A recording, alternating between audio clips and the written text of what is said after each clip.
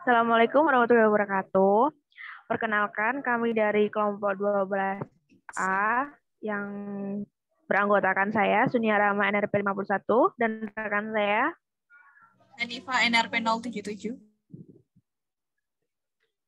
Di sini kami akan membahas mengenai PNID kami yang berjudul Chlorination Process.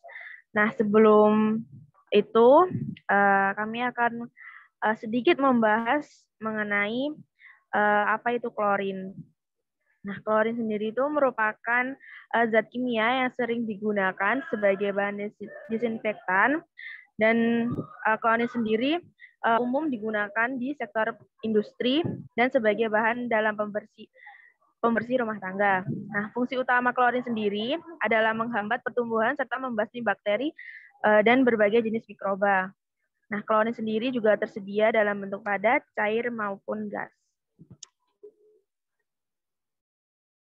Ya, jadi pada proses ini kami menggambarkan PNID dari proses klorinasi sendiri.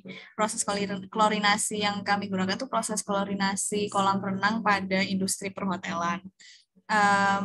Dan biasanya tuh yang digunakan itu adalah klorin berupa klorin cair. Mungkin selanjutnya PNID-nya bisa dijelaskan oleh Mbak Sunia.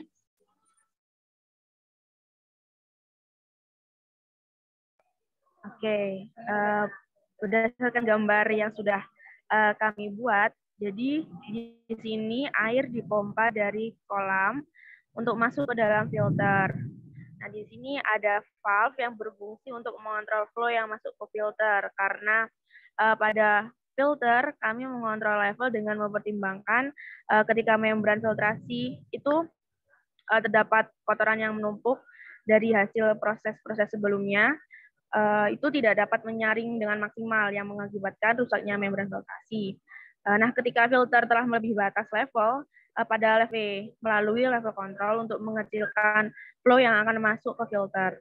Nah, setelah dari proses filtrasi sendiri, air akan masuk ke heater.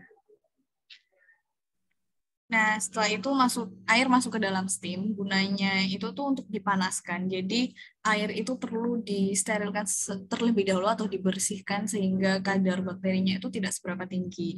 Kemudian masuk ke dalam heater atau pemanas ini, di mana pemanas ini menggunakan steam sebagai sumber panasnya. Nah, untuk outputan dari heater sendiri itu yang dikontrol adalah berupa temperaturnya. Di sini terdapat temperatur transmitter yang dimana berfungsi untuk mengontrol temperatur, terus menyampaikan ke temperatur controller, dan temperatur controller kemudian akan ditangkap oleh transducernya. Kemudian nanti temperatur control valve-nya ini berfungsi untuk mengecilkan atau membesarkan valve steam yang dibutuhkan. Jadi misalnya keluaran suhunya itu terlalu besar, maka TCV ini berfungsi untuk mengecilkan valve steam yang dibutuhkan. Begitu juga dengan sebaliknya. Setelah itu masuk ke dalam klorinator. Klorinator sendiri ini berfungsi untuk memberi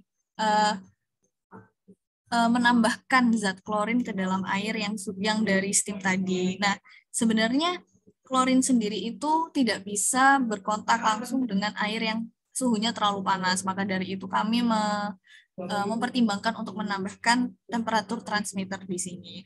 Nah, kemudian setelah keluar dari klorinator sendiri ini, kita mengontrol konsentrasi dari klorinnya, karena apabila konsentrasi klorin ini terlalu banyak atau berlebih tidak sesuai dengan standar, maka dapat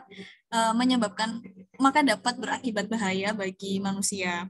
Kemudian di sini analyzer transmitternya itu akan menyampaikan ke analyzer controller, kemudian ditangkap oleh transducer, kemudian nanti flow control valve-nya ini berfungsi untuk mengecilkan dan membesarkan valve buat masukin klorinnya ke dalam klorinator itu.